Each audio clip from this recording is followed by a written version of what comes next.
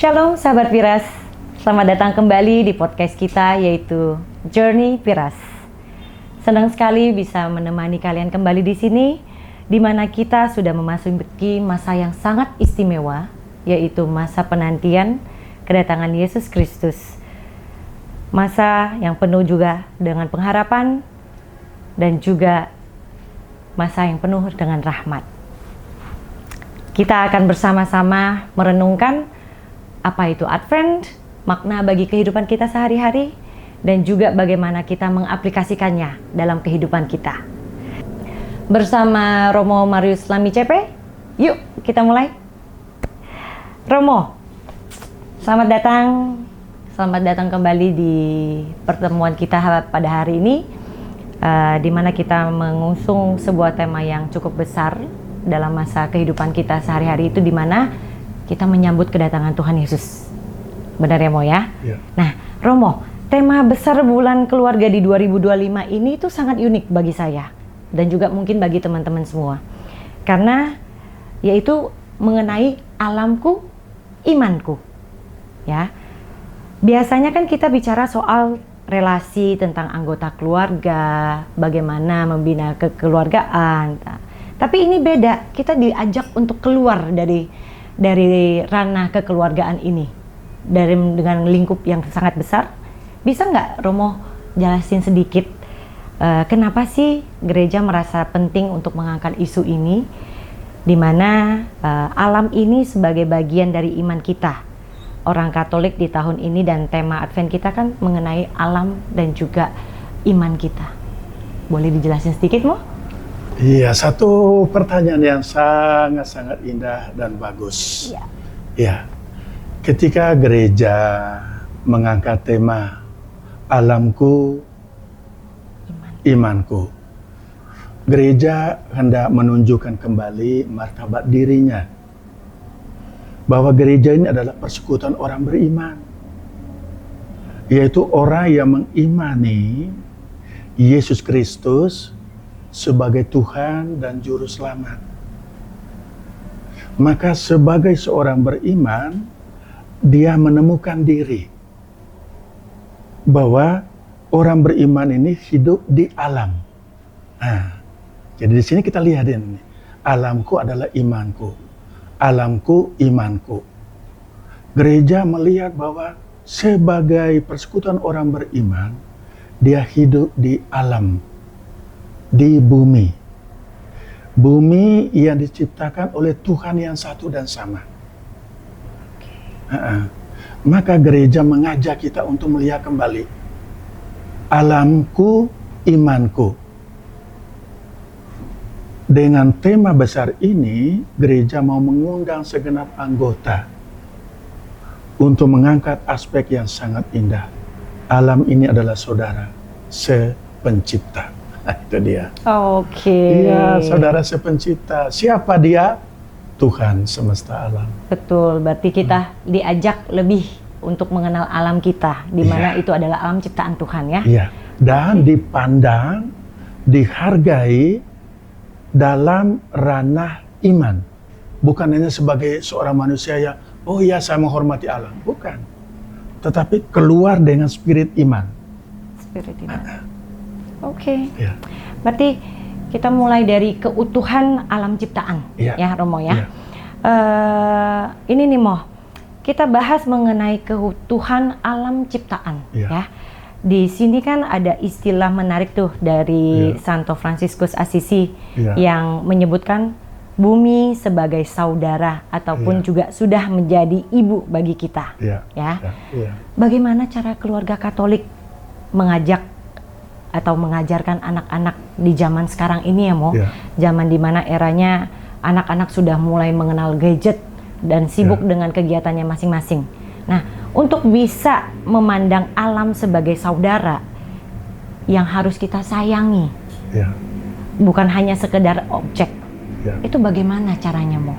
Iya, memang sekali lagi kembali gereja sebagai persekutuan orang beriman mengundang kembali segenap anggotanya untuk memahami tema besar keutuhan alam ciptaan artinya satu kesatuan alam ciptaan yang diciptakan oleh pribadi yang sama, Tuhan. Tuhan menciptakan bukan hanya langsung manusia. Tuhan menciptakan dulu langit dan bumi, tempat berpijak. Tuhan mengisi dengan udara. Betul. Tuhan menyediakan air.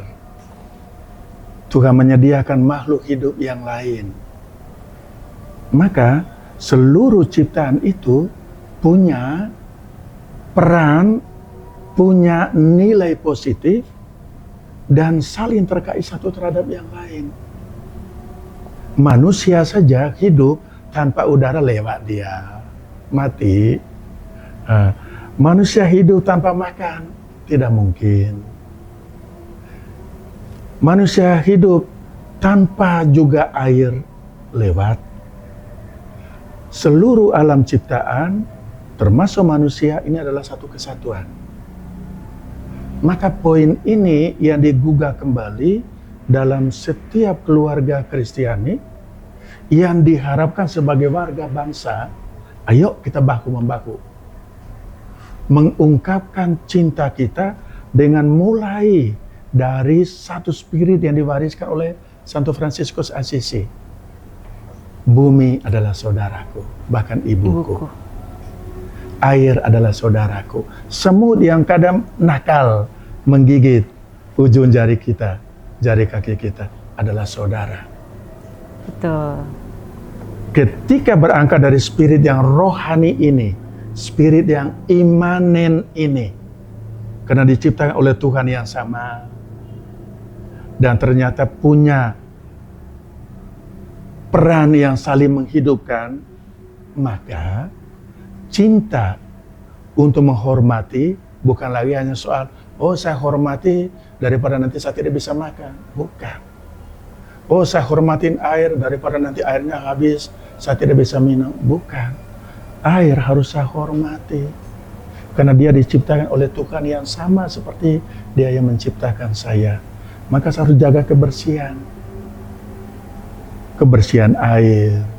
Sehingga air itu beri manfaat kepada saya, beri manfaat kepada ternak, beri manfaat kepada makhluk hidup yang lain. Dan ini harus diwariskan kepada segenap anggota keluarga. Ya. Bukan hanya seorang ayah yang pagi dia berangkat kerja, atau seorang ibu yang harus membutuhkan air untuk cuci piring. Seluruh anggota keluarga harus berangkat dari spirit.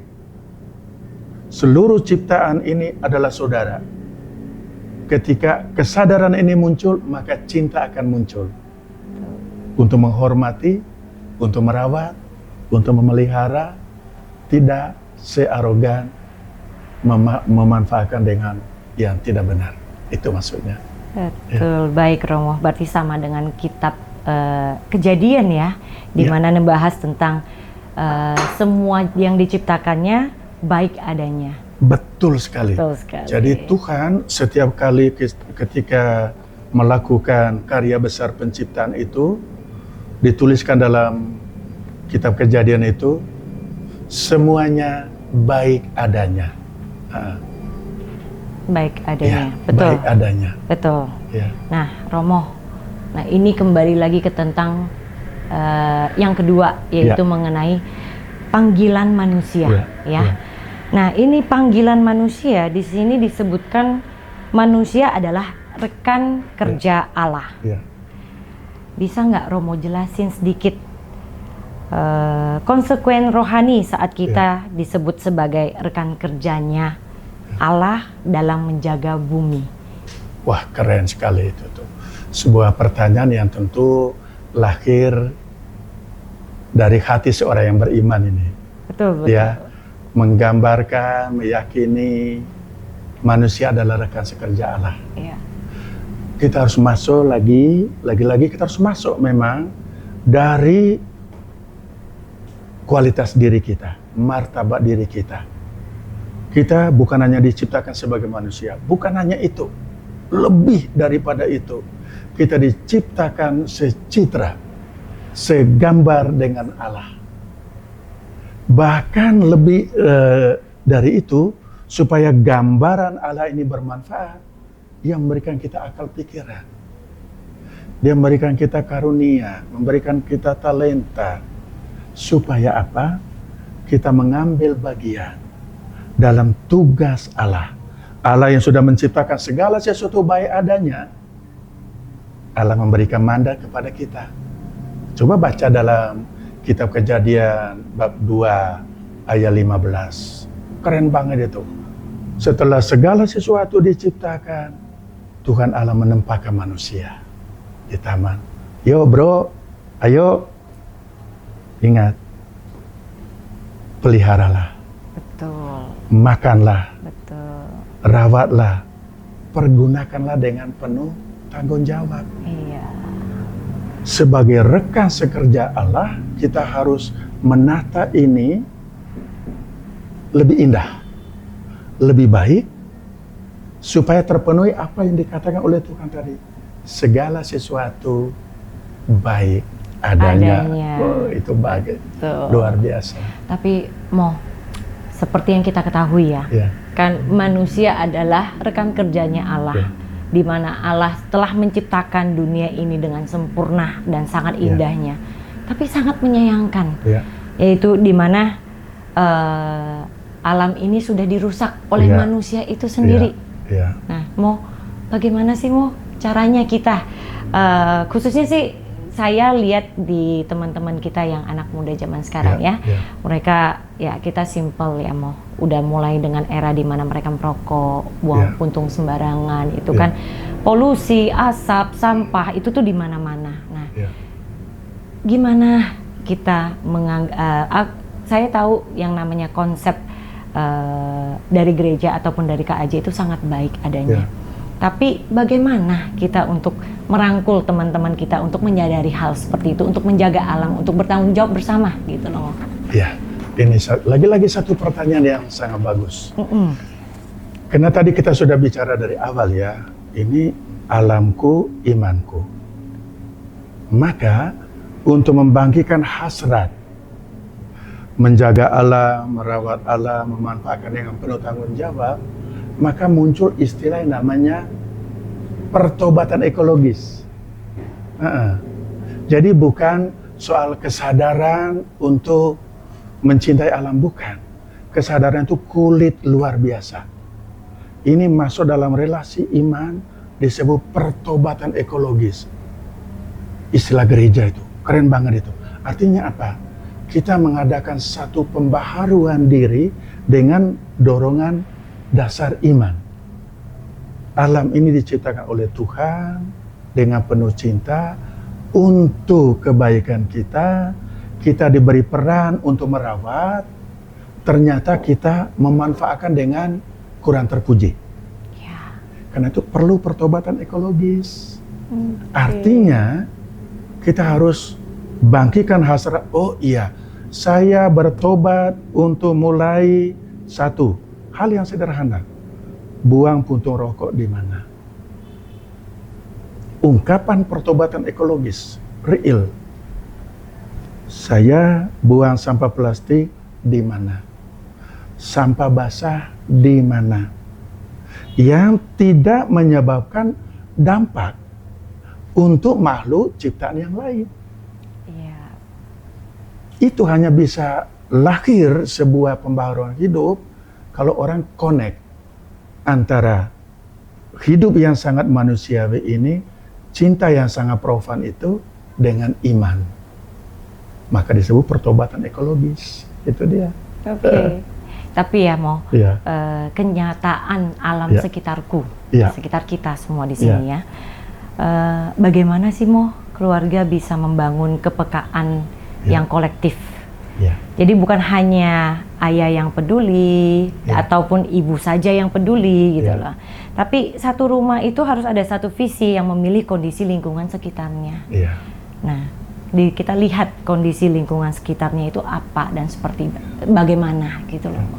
Iya, memang kalau kita tarik dari pertanyaan ini kita kaitkan dengan visi Gereja Katolik Indonesia, KWI, Konferensi Wali Gereja Indonesia, lalu paling dekat kita di Keuskupan Agung Jakarta, memang disadari betul bahwa untuk membangkitkan pertobatan ekologis tidak bisa kita hanya pasang banner. Tidak ada manfaatnya.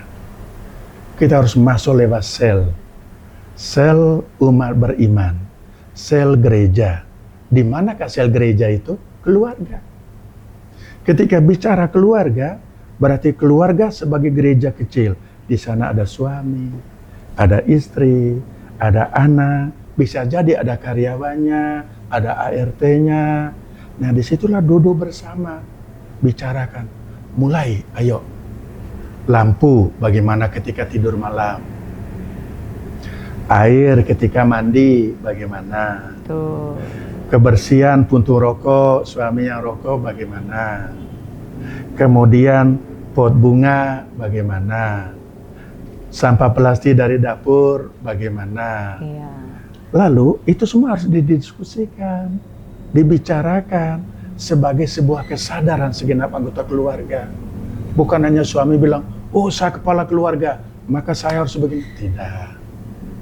Sebagai suami, ada istri, ayo duduk bersama, ajak anak, mari jadikan ini sebagai sebuah habitus, kebiasaan yang lahir dari keluarga. Segenap anggota keluarga ambil bagian. Maka ketika satu keluarga lain sama-sama menekuni hal yang sama dan bermanfaat, keren itu.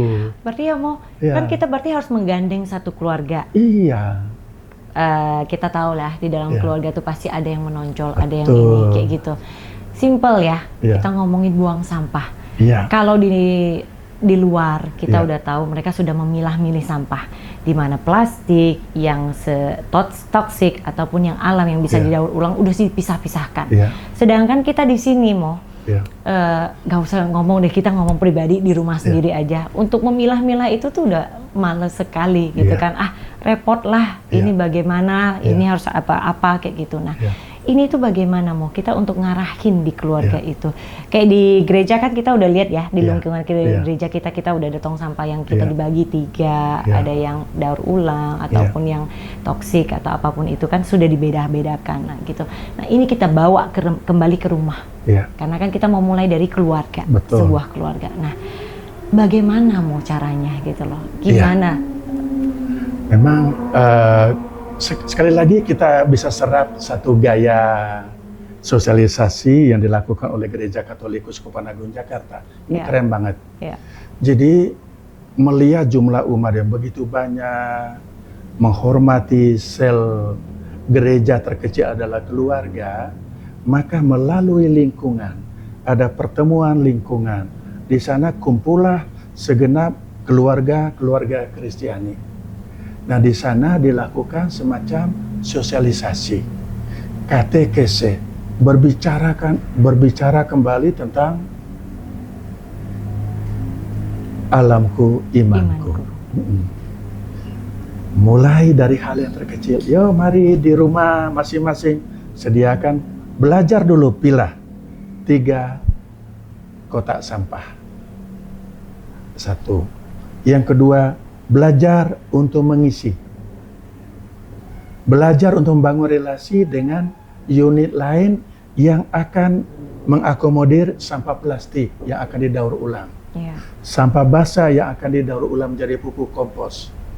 Ya. Dan sampah lain yang masih bisa diolah secara produksi. Apakah itu manual, apakah mesin untuk menghasilkan barang yang berharga lain. Di situ Keuskupan Agung Jakarta sangat-sangat indah itu. Mencoba mengumpulkan umat Katolik dari keluarga-keluarga dalam satu komunitas lingkungan. Di sana ada pembelajaran bersama, pendalaman bersama, sehingga lahirlah pertobatan ekologis. Itu dia. Nah, ini yang menarik, Mo. Dari tadi saya mendengarkan Romo menyebutkan tentang pertobatan ekologis, ya. Nah, pertobatan ekologis ini istilahnya tuh terdengar tuh cukup berat. Betul. Bagi saya pribadi, apalagi umum atau awam ya. Iya. Nah, apa bedanya pertobatan ekologis dengan sekedar program Go Green biasa? Nah, ini dia pertanyaan yang keren itu tuh. Nah. Ya, begini. Jadi kalau kita bicara soal Go Green, itu indah, istilahnya keren. Iya. Tetapi itu hanya bersifat cinta yang luar. Oh, saya menghargai supaya tidak terjadi longsor. Saya nanam lagi supaya ada muncul sumber air. Saya menjaga ini supaya tidak muncul bau sampah. Hanya sebatas itu. Ketika masuk yang disebut dengan pertobatan ekologis, artinya sekali lagi kita melihat bahwa untuk sungguh-sungguh mau mencintai alam, mau menikmati kembali buah dari alam yang bersih, udara yang segar, air yang bersih, harus lahir dari iman. Lahir dari iman. Mengapa? Karena kita ini sudah diberi mandat. Beri mandat oleh Tuhan dalam Kejadian 2:15 itu. 2:15 ya. Kita sudah terima mandat dari Tuhan. Dalam Keluaran 6 ayat 6 saja Tuhan sudah bersabda, "Kamu adalah umatku dan aku adalah Allahmu." Setelah dia mengangkat martabat diri kita sebagai umat, dia memperkenalkan dirinya sebagai Allah, dia beri mandat ke kita, ayo kuasailah, rawatlah. Ketika kita perlakukan alam ciptaan ini tidak adil, secara arogan, melahirkan dampak negatif baru, di situ adalah dosa. Disinilah. Jadi bukan soal salah. Aduh, itulah kesalahan orang ini yang tebang pohon ini maka terjadi banjir bandang. Itu hanya salah kulit luar. Tidak sampai kepada level rohani. Dosa. Nah ini dia. Maka untuk mau mengadakan pembaharuan diri, bukan seperti di luar sana, engkau salah, maka engkau harus bayar, tebus. Iya. Tetapi sebagai seorang beriman, engkau berdosa, maka engkau bertobat. Itu dia. Terjadilah istilah Pertobatan ekologis. Nah, itu sebenarnya. Apakah bisa dikatakan bahwa membuang sampah sembarangan atau boros air itu adalah sebuah dosa? Iya. Dosa ya, Mo? Dosa itu. Waduh, berat saya. Makan yang kita sudah ambil makan dari tempat nasi, dari rice cooker, taruh di piring kita makan tidak habiskan. Dosa. Iya. Kita dosa terhadap makanan yang ada, dosa terhadap orang yang masih sulit dapat makanan. Makan. Betul. Dosa. Sampai kepada level ini kita harus bangun pertobatan. Iya. Iya, saya masih ingat kalau Romo kalau kita makan bersama, Romo selalu mengingatkan kita kan untuk ngambil secukupnya, apabila tidak cukup baru ditambah kembali supaya tidak membuang makanan. Nah, Mo, kita harus mengakuinya. Kalau itu tuh dosa ya. Tapi bagaimana kita harus mengakuinya kalau dalam sakramen tobat, Mo? Nah, itulah dalam sakramen tobat itu kan ada satu dosa berat, dosa ringan. Ada juga yang disebut dosa lalai. Oke. Ini masuk dalam level ini. Berarti dengan kelalaian ya? Iya. Oke. Lalai dalam melaksanakan tugas kepercayaan diberikan Tuhan. Kuasailah. Berilah nama kepada ikan, burung di udara. Ayo, pergunakanlah. Padahal kita menyadarinya, tapi kita tidak mau melakukan. Berarti itu udah lalai, itu adalah dosa ya. Iya. Wah, berat, Mo. Jadi, maka dalam ruang pengakuan pun ketika kita, saya berdosa. Maka ketika kita dalam ibadah kita selalu mengatakan saya berdosa, saya sungguh berdosa. Lalu kita disebut di situ, ada dosa apa? Kita tidak sempat sebut di situ dosa berat kita membunuh orang. Dosa ringan, saya masa bodoh. Tetapi ini dosa lalai ini. Iya. Kalau sampai kepada kesadaran ini, lahir disebut pertobatan. Pertobatan ekologis artinya pertobatan akan kepercayaan yang diberikan kepada Tuhan, kepada kita, buat kita merawat alam ciptaan yang lain ini. Ternak, udara, pohon, air. Ini dosa ekologis. Berarti pertobatan kita bukan hanya pertobatan iman ya, Iya, tapi bukan juga hanya pertobatan kita ekologis. dengan Tuhan, pertobatan kita dengan manusia, tapi dengan juga ciptaan lain. Iya. Karena kita diciptakan bukan hanya kita sebagai seorang manusia, betul ya Mo ya? Iya. Wah, oke. Agak berat sih Mo ya, tapi ya ternyata itu juga sebuah dosa yang tanpa kita sadari. Nah, kita berharap teman-teman juga akhirnya mengetahui bahwa dengan cara membuang sampah sembarangan ataupun kita menyia-nyiakan makanan ataupun air, itu tuh sebuah dosa. Sebuah juga dosa ya, Mo itu. ya. Iya. Sebuah dosa. Nah, Mo, sebagai penutup dalam rangkuman tema ini ya, apa sih oleh-oleh atau habit baru yang Romo harapkan terbentuk di sekitar keluarga Katolik setelah menjalani masa Advent keluarga Katolik di 2025 ini, Mo? Iya, satu habit yang kebiasaan yang mungkin perlu kita gugah kembali, kita angkat kembali. Pertama, setiap keluarga disadari kembali itu adalah keluarga orang beriman. Perlu. Ketika setiap keluarga Katolik menyadari keluarganya adalah keluarga orang beriman, maka dia akan tahu sebagai seorang beriman, Tuhan kita menantikan buah dari iman, buah dari kasih. Nah, buah dari iman dinantikan oleh Tuhan itu apa? Iman kita yang hidup. Kita bukan hanya datang ke gereja, Tuhan Engkau luar biasa, Tuhan Engkau baik, terima kasih Tuhan, atau Tuhan aku mohon pengampunan. Bukan hanya itu. Tuhan aku berdosa terhadap sesamaku. Bukan hanya itu. Tapi buah dari iman kita yang mencintai, merawat alam sekitar. Lagi-lagi, nggak usah jauh-jauh lah kita mikir hutan di Medan sana. Terlalu jauh dari rumah kita. Di lingkungan rumah tinggal kita, adakah pot bunga? Siapa yang rajin untuk mengasih air kepada pot bunga yang satu doang itu? Betul. Sudah dibuahkan pot bunga, tapi akhirnya kering. Satu pun tidak ada yang ngasih satu tetes air. Ayo, mari. Sadari dulu bahwa keluarga ini adalah komunitas orang beriman. Yang kedua, sadari sebagai orang beriman punya mandat dari Tuhan. Punya mandat dari Tuhan. Yang ketiga, sadari bahwa sebagai seorang beriman yang punya mandat dari Tuhan, pekerjaan nyariin. Bukan hanya berdoa, tapi berelasi baik dengan ciptaan yang lain. Maka disebut keutuhan alam ciptaan, kesatuan alam ciptaan. Udara, air, api, tanah, segala ciptaan makhluk hidup yang lain harus kita jaga. Jika tidak, semua saja kalau dia sudah punya rumah lalu kita sepak, gigit kan? Iya, betul. Gigit dia.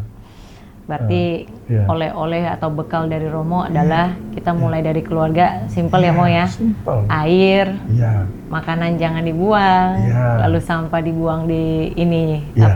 Saya dengar-dengar dari Kak Ajay kalau memang bukan dengar sih, tapi memang sudah diputuskan ya Mo ya, sudah akan mulai menjaga lingkungan dari lingkungan keluarga, di mana sudah memilah-milih sampah. Betul. Dan sudah tidak diperbolehkan untuk menggunakan plastik lagi. Betul. Benar ya. Nah, yang kita harapkan juga nanti di lingkungan rumah sudah tidak lagi yang namanya menjamu orang dengan minuman plastik, betul. Minuman mineral plastik ataupun sejenisnya ya, kayak gitu ya. Wah, Romo, terima kasih banyak Mo sudah memberikan insight ataupun juga informasi yang kita belum tahu. Jujur kita pribadi orang awam, kita tidak mengerti maksudnya tuh ekologis apa sih urusannya dengan iman. Ternyata ada ya, ternyata ada Romo. Begitu ya Mo ya. Oke, terima kasih banyak Romo untuk kesempatannya. Sama-sama.